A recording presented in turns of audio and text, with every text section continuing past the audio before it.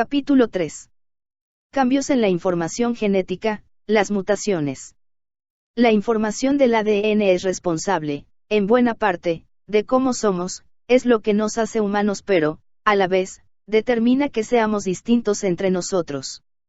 Estas diferencias se deben, en gran medida, a cambios en la información genética, las mutaciones.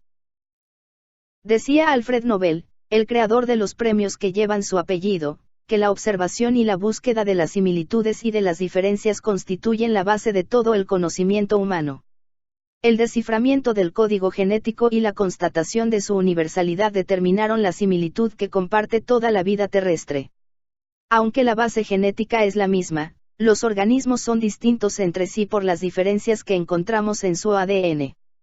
Las bacterias se diferencian de las secuoyas por su información genética, no por la manera en que se lee esta información.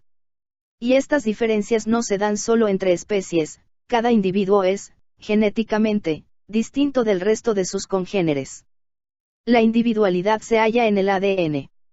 Cada organismo, cada persona, se diferencia del resto por la información genética que hereda de sus progenitores, pero también por los errores propios que aparecen en su ADN.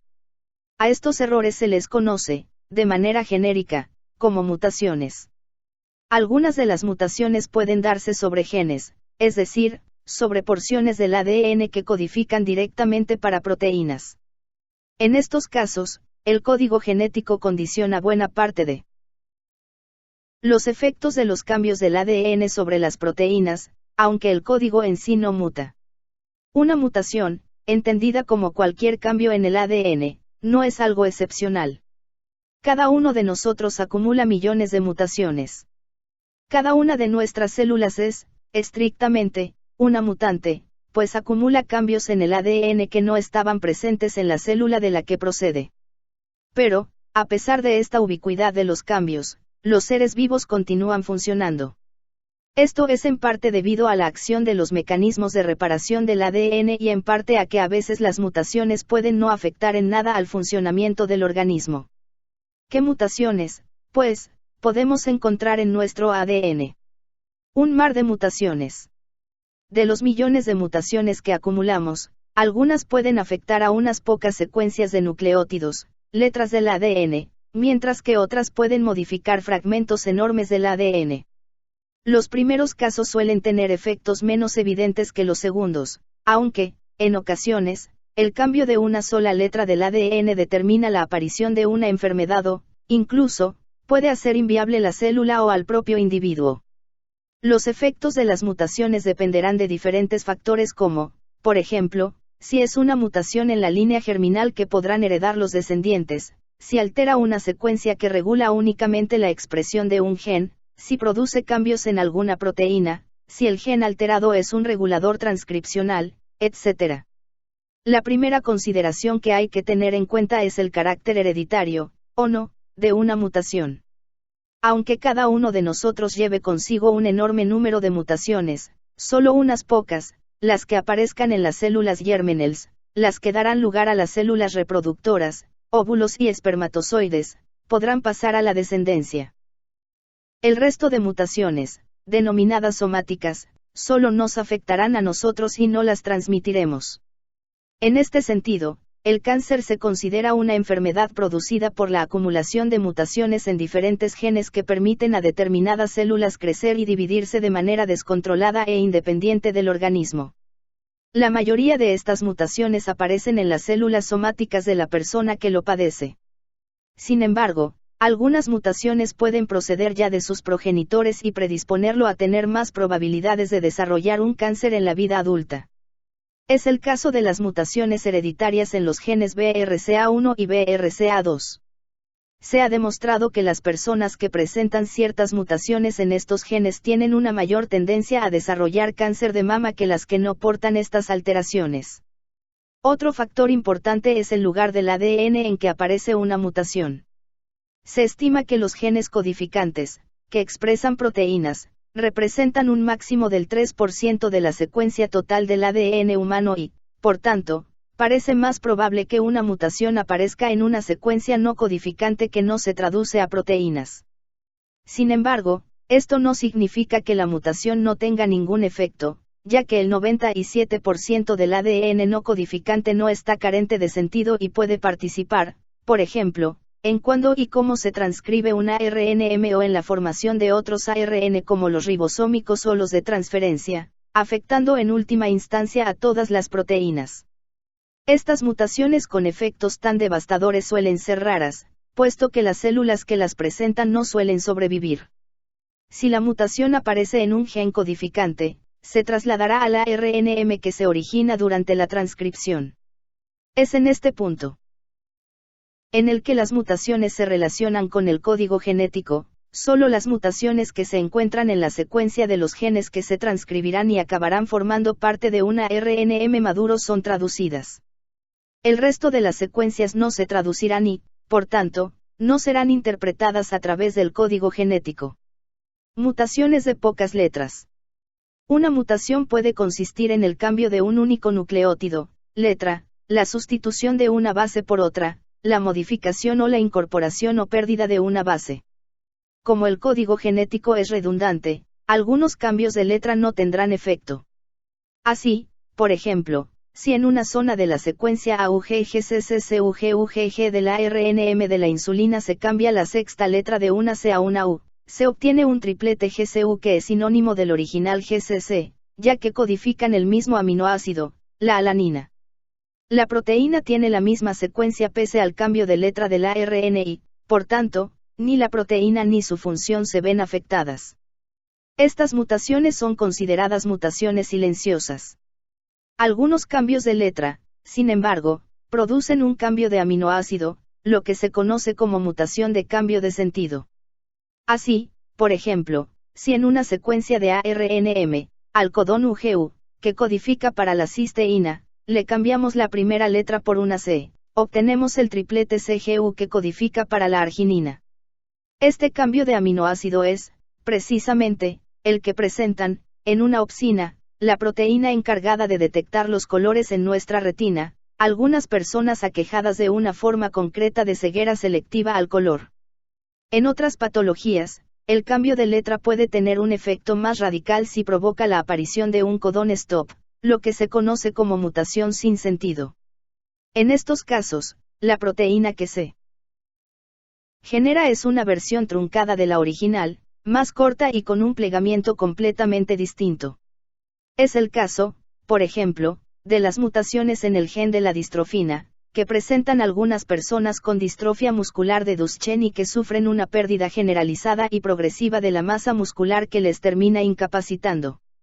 El gen mutado cambia un triplete para el aminoácido glutamina por un triplete de paro, un codón stop, durante la síntesis de la distrofina, de manera que la proteína normal, que está formada por más de 3.500 aminoácidos, se transforma en una variante mutada con solo unos 1.000 aminoácidos. Finalmente, existen mutaciones que quitan, deleciones, o añaden, inserciones, nucleótidos, letras al ADN. Si se quitan o añaden 3 letras o cualquier número múltiplo de 3, se pueden obtener proteínas que presentan como único cambio la pérdida o incremento de uno o más aminoácidos.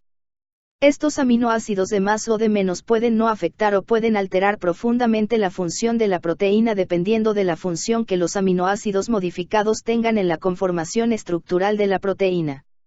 Así, por ejemplo, si a nuestra ya conocida secuencia AUGGCCCUGUGG le quitamos las 3 letras del segundo triplete, GCC, obtenemos la secuencia AUGCUGUGG, que codificará para una proteína de insulina idéntica a la normal a la que solo le faltará el segundo aminoácido, alanina, codificada por el GCC que se ha perdido.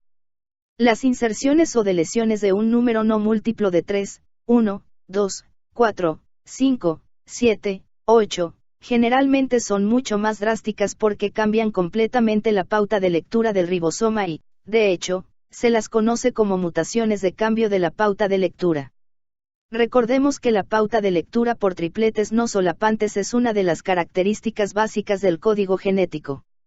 Si a la secuencia de la insulina que nos servía de ejemplo, AUGGCCCUGUGG, que codifica para metionina, alanina, leucina, triptófano, le quitamos una sola letra, en este caso la cuarta, obtenemos la secuencia AUGSCCUGUGGA.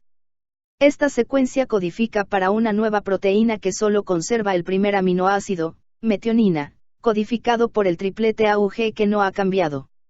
El resto de aminoácidos son diferentes de los de la proteína original, ya que se han modificado todos los tripletes a partir de la mutación.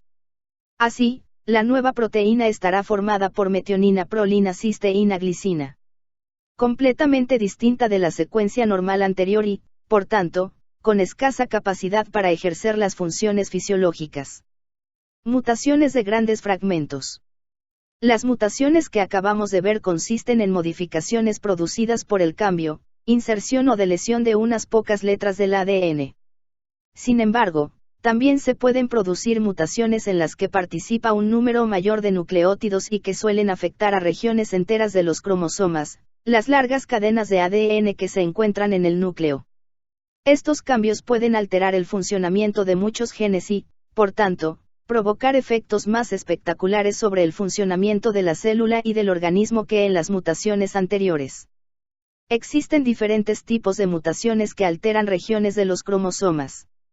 Así, por ejemplo, pueden darse pérdidas de regiones enteras, deleciones, regiones enteras duplicadas, duplicaciones, o colocadas al revés, inversiones, y regiones de dos cromosomas diferentes que intercambian su lugar, translocaciones. Algunas de estas alteraciones cromosómicas, denominadas estructurales, producen cambios evidentes en el aspecto físico de las personas que las presentan, y que pueden afectar tanto a los rasgos morfológicos como a los cognitivos y psicológicos.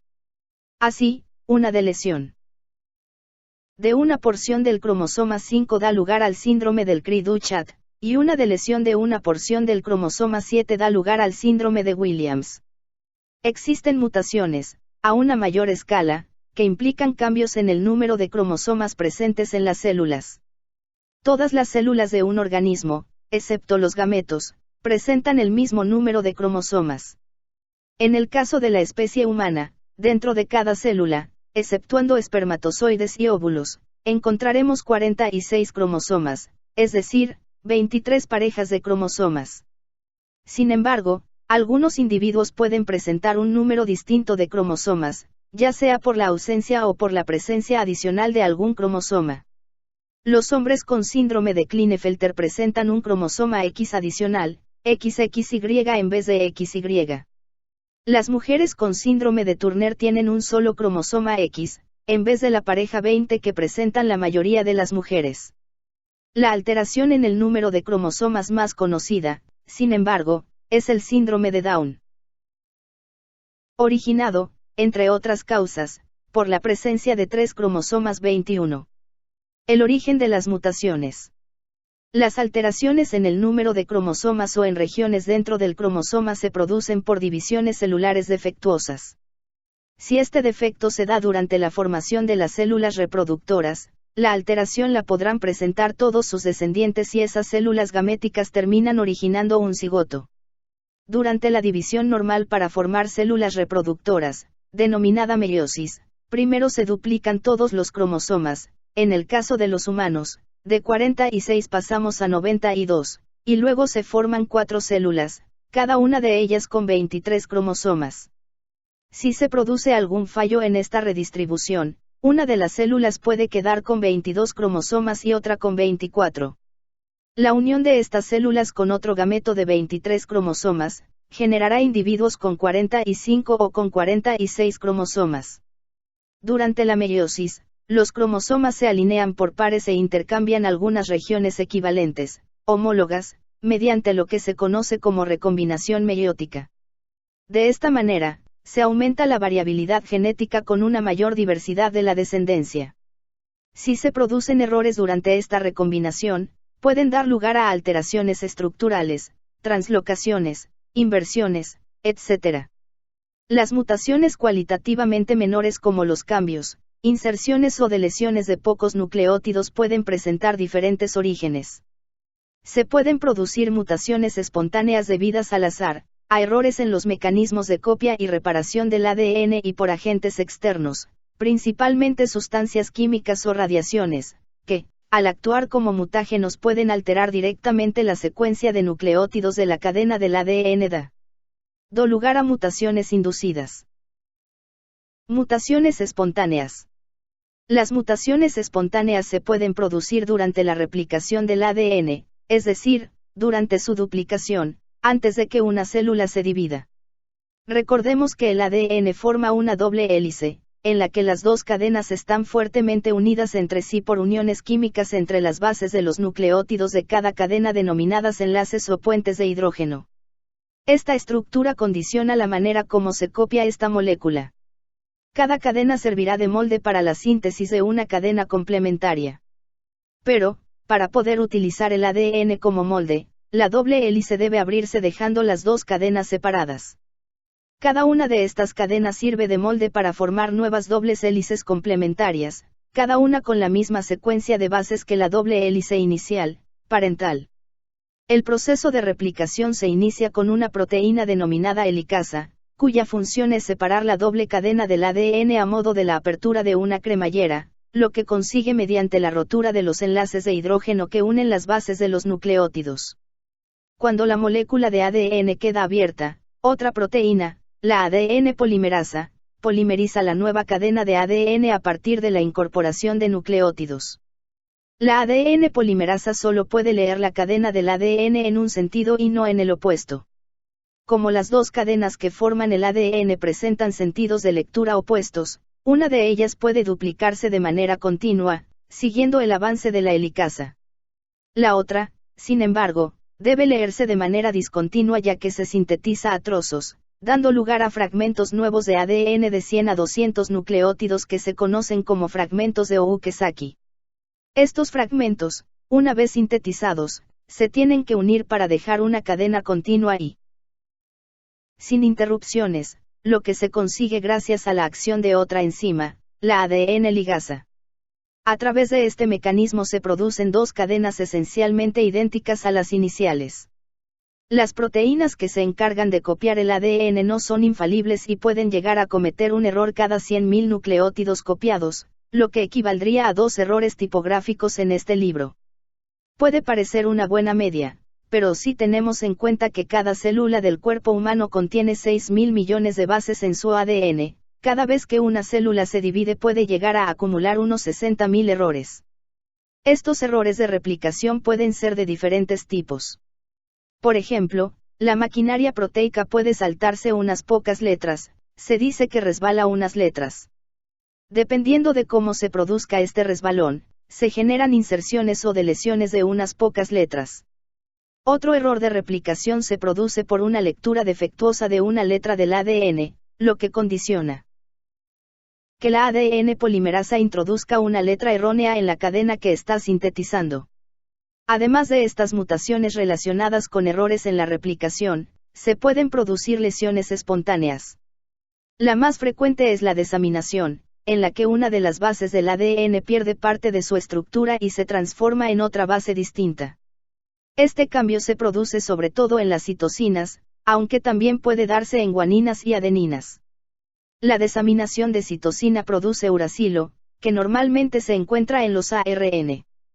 Cuando la ADN polimerasa lee el uracilo, U, en el ADN, coloca como nucleótido complementario una A, en vez de la G que correspondería a la C que se ha perdido. Otra lesión espontánea, aunque poco frecuente, es la de la despurinización, en la que se pierde toda la base de uno de los nucleótidos derivados de la purina, una A o una G.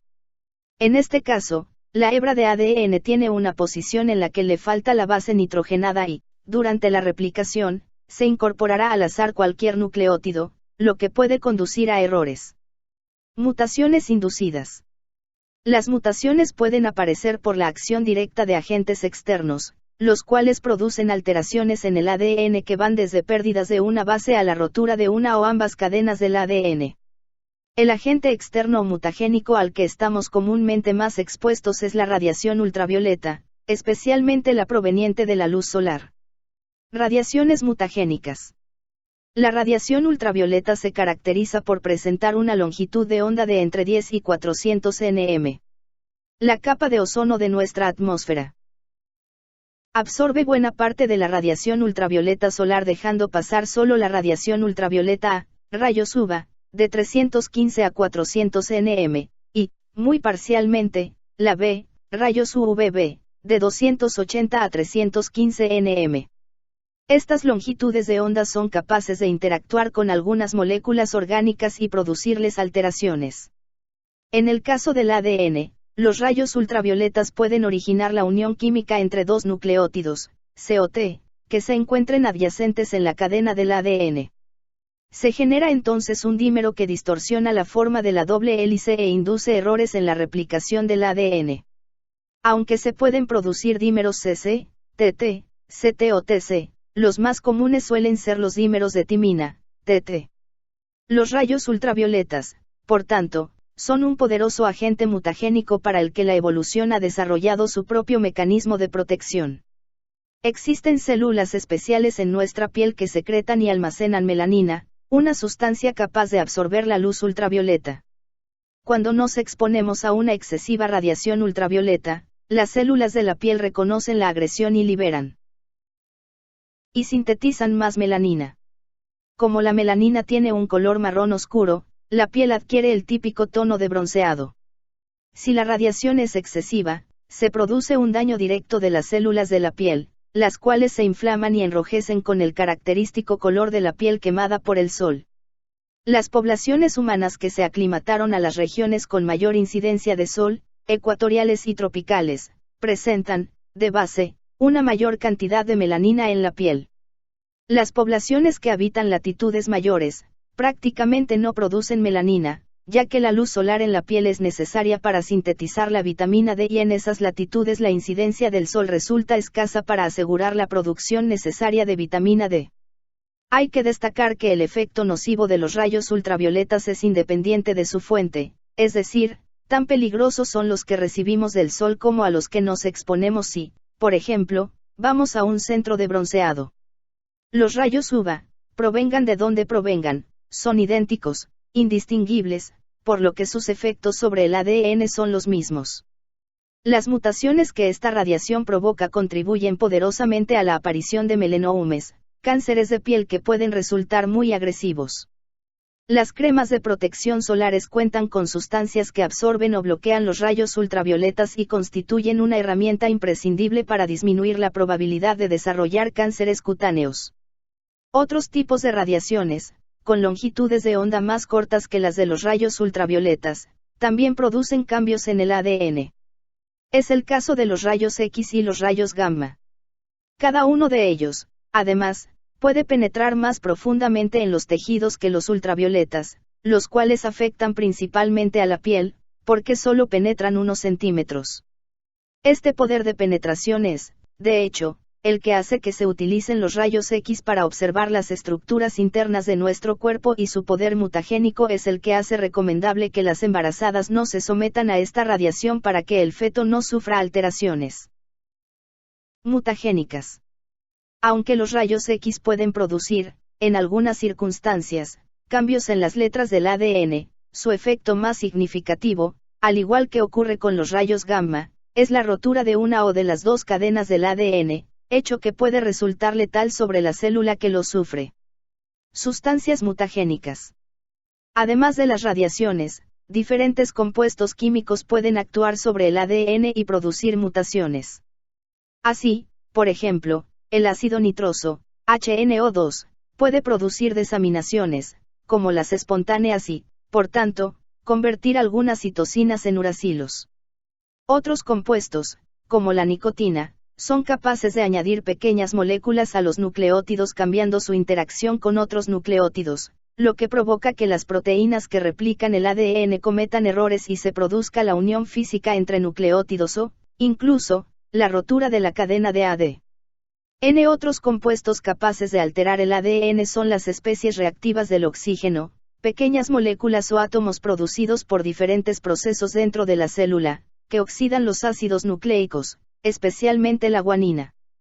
Cuando se produce un exceso de estas especies se habla de estrés oxidativo, que se puede producir en respuesta a diferentes procesos fisiológicos, como, precisamente, el cáncer. En un ejemplo de retroalimentación positiva, las especies reactivas de oxígeno producen mutaciones que aumentan la probabilidad de desarrollar cáncer, lo que, a su vez, supone un incremento de las especies reactivas de oxígeno y, por tanto, de mutaciones, lo que acelera la progresión del proceso TAM. Oral. Las células disponen de mecanismos moleculares para controlar la producción de las especies reactivas de oxígeno y de sus efectos, además de toda una batería de proteínas implicadas en diferentes procesos de reparación del ADN. Agentes genéticos mutagénicos. Además de los compuestos químicos y de las radiaciones, las mutaciones inducidas también pueden producirse por agentes genéticos, como, por ejemplo, los virus o elementos de nuestro propio ADN denominados transposones o elementos genéticos móviles. Estos últimos elementos son secuencias de ADN que poseen la capacidad intrínseca de cambiar de posición dentro del genoma. Fueron descubiertos por la genetista estadounidense Barbara M. McClintock, incluso antes de que se conociese la estructura del ADN. Cuando estos elementos cambian de posición dentro del ADN, producen mutaciones tanto en las localizaciones donde se encontraban como en su nuevo destino. Si el elemento transponible se inserta en el interior de un gen, se produce una inserción de una gran cantidad de bases que harán que el gen pierda su función. Si el transposón vuelve a saltar, el gen recupera su funcionalidad y vuelve a expresarse. Se calcula que en el genoma humano hay un 44% de elementos transponibles, porcentaje que puede ascender hasta el 66% teniendo en cuenta fragmentos repetidos y secuencias cortas derivadas de ellos. Se estima que tenemos más de 1000 genes regulados, directa o indirectamente, por secuencias procedentes de elementos transponibles. Hasta el momento se conocen dos tipos de elementos transponibles, los de clase 1 o retrotransposones y los de clase 2 o transposones de ADN. Los retrotransposones cambian de sitio a través de la transcripción inversa o retrotranscripción. La transcripción inversa característica de los transposones de clase 1 es similar al proceso de transcripción que conocemos, pero con la diferencia de que se produce en sentido inverso. Es decir, si en el proceso clásico de transcripción se obtiene una cadena simple de ARN a partir de una doble cadena de ADN, en la transcripción inversa se obtiene una molécula de ADN a partir de una molécula de ARN. Los retrotransposones representan el 90% de los elementos transponibles de nuestro genoma. El 10% restante corresponde a los transposones de clase 2, los cuales saltan dentro del ADN sin necesidad de pasar por un estadio intermedio de ARN y, por tanto, de manera independiente de la retrotranscripción. La retrotranscripción es también propia de algunos tipos de virus, los retrovirus, cuya información genética se encuentra almacenada no en moléculas de ADN sino en moléculas de ARN, como es el caso del virus VIH, causante del SIDA, el HTLV1, capaz de causar tumores en células del sistema inmunitario. AIU, o los virus de la gripe, el del ébola, la polio o el sarampión. Al infectar una célula, los virus de ARN retrotranscriben ADN a partir de su ARN e integran el ADN en el genoma de la célula infectada. El otro gran grupo de virus, los virus de ADN o adenovirus, transportan su información genética en moléculas de ADN. El virus del papiloma humano, el de la hepatitis B o el del herpes son ejemplos de este tipo de virus, los cuales no necesitan realizar ninguna retrotranscripción para insertar su ADN en el genoma de la célula infectada. La inserción del ADN vírico puede producir cambios sobre los genes de la célula, análogos a los de los transposones.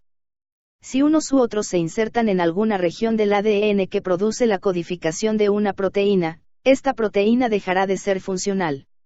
Si se insertan en las regiones que controlan la expresión de una proteína, la proteína se desregulará. Ambas alternativas pueden ser catastróficas para la viabilidad de la célula. Las similitudes entre los transposones y los virus son enormes y, de hecho, se podría considerar que los virus son elementos transponibles con la capacidad de saltar de célula en célula o, alternativamente, se podría definir a los transposones como virus que han perdido su capacidad de salir de la célula en la que se alojan.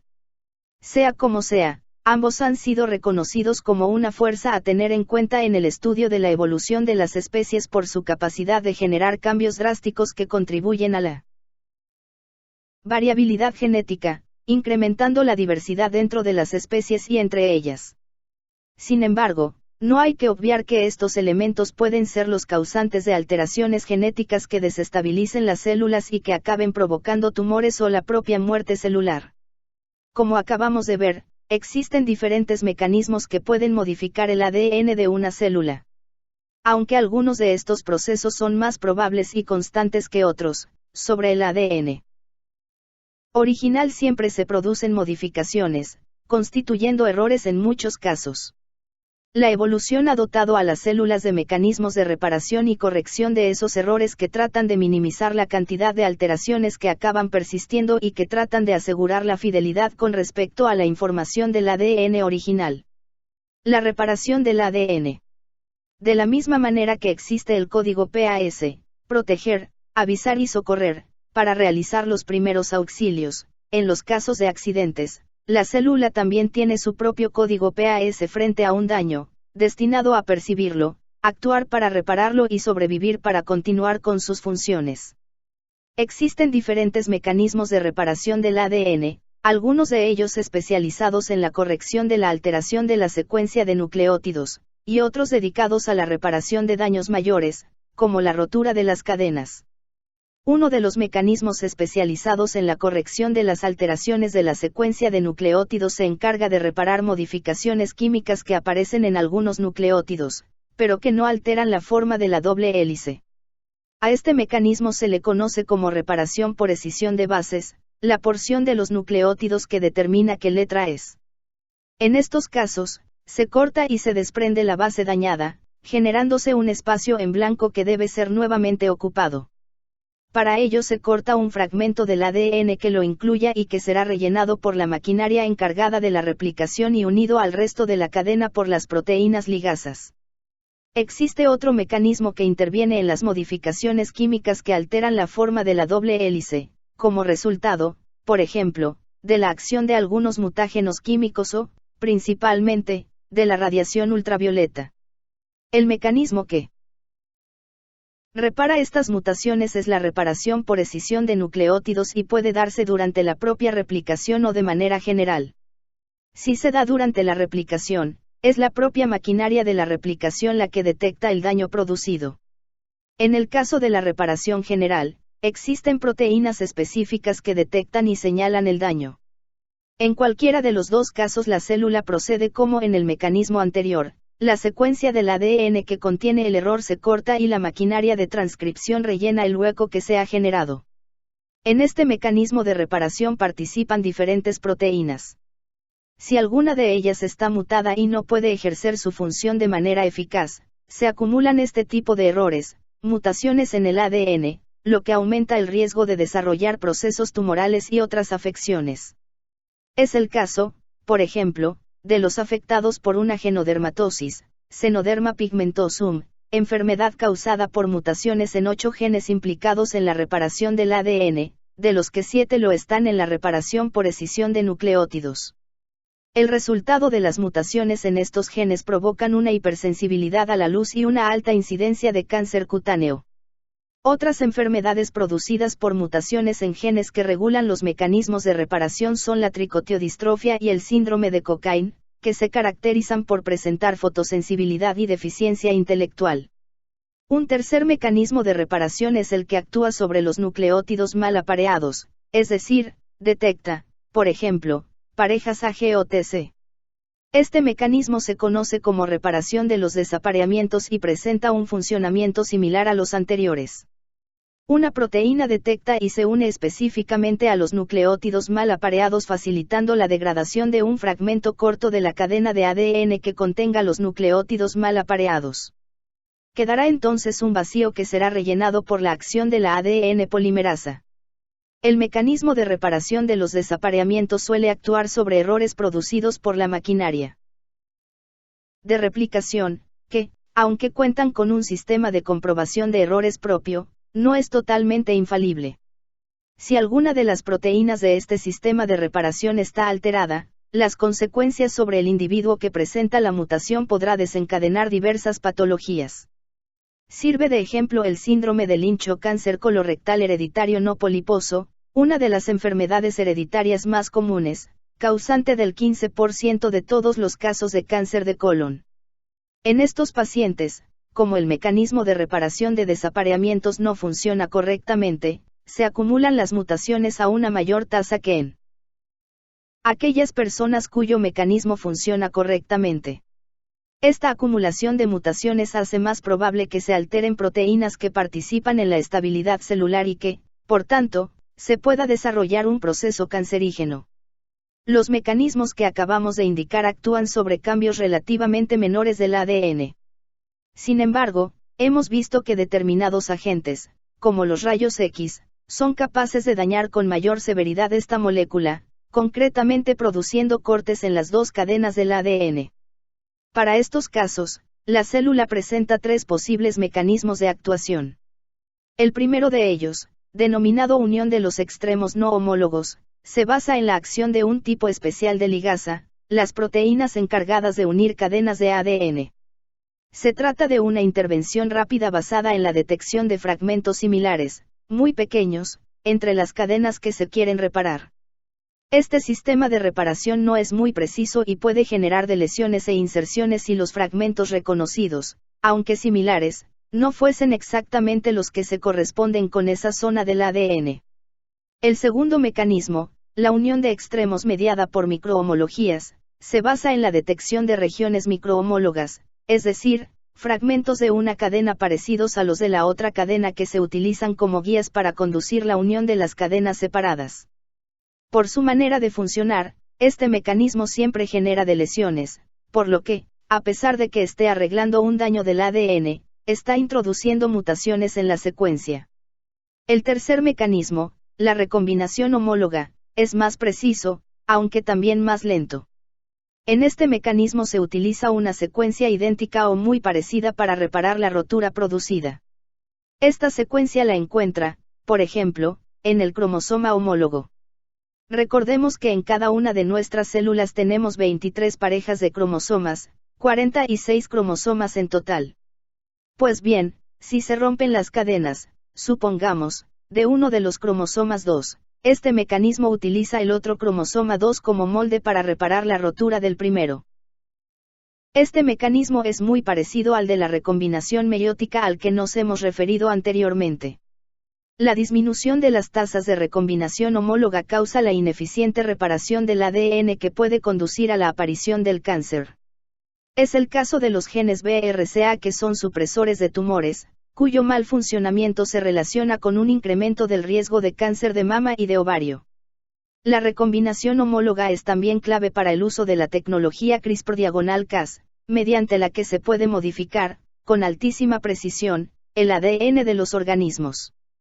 Ya se han realizado las primeras pruebas con humanos y los resultados son esperanzadores, como veremos en el siguiente capítulo. El daltonismo, fruto de una mutación puntual. Un ejemplo de las consecuencias que tiene un simple cambio de letra en un codón es el daltonismo o ceguera selectiva al color. La más frecuente es la que afecta a la capacidad de discriminar el rojo o el verde. Esta alteración se hereda ligada al cromosoma sexual X, lo que explica su mayor frecuencia entre varones. Los hombres solo presentan un cromosoma X, si éste posee la variante mutada, D, del gen, será daltónico. En cambio, como las mujeres presentan dos cromosomas X, necesitan poseer dos copias, D, del gen para ser daltónicas. Con una sola copia, D, son portadoras, pero poseen una visión normal. Los genes saltarines del maíz. A finales de la década de 1920, la científica estadounidense Barbara M. McClintock estudiaba diferentes caracteres en plantas de maíz cuando observó que una misma mazorca podía presentar granos de distintos colores. Este hecho la sorprendió, ya que todos los granos contenían la misma información genética, la que habían heredado de sus padres. McClintock dedujo que debían existir unos elementos móviles que saltaban dentro del genoma de los granos del maíz, alterando con sus cambios diferentes genes y produciendo, así, la variedad de colores que observaba. Estas secuencias genéticas que cambiaban de posición eran los elementos transponibles. Su descubrimiento, publicado a finales de la década de 1940, le valió en 1983 el Premio Nobel.